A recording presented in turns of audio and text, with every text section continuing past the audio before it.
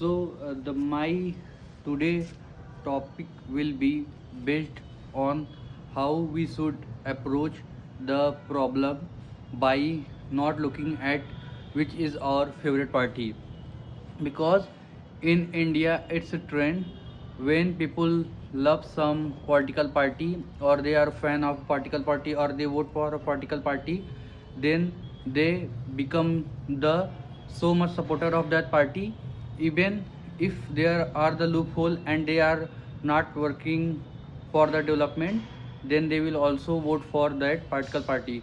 So I am thinking how we can come out from that approach and talk the problems of people, and to go for sort out the problem of the people. So for this we have to adopt a approach, and the approach will be the approach is the simple, that we would only vote for a political party. We will not become the some kind of the member of a political party, because we don't associate ourselves with the political party. We associate ourselves with solving the problem of the people life, and the problem people face in the everyday life.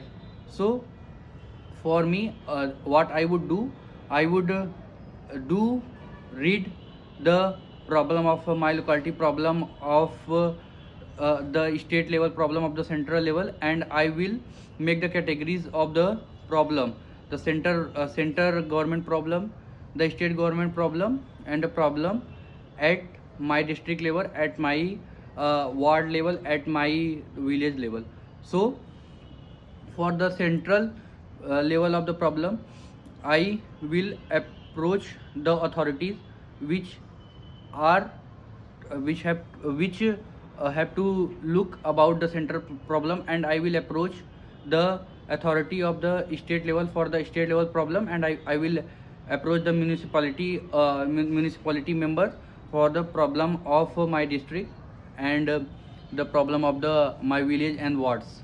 So for me, we have to just came out from the our traditional approach to have sing the song for the netas minister, and to make them god and emotionally connected to them.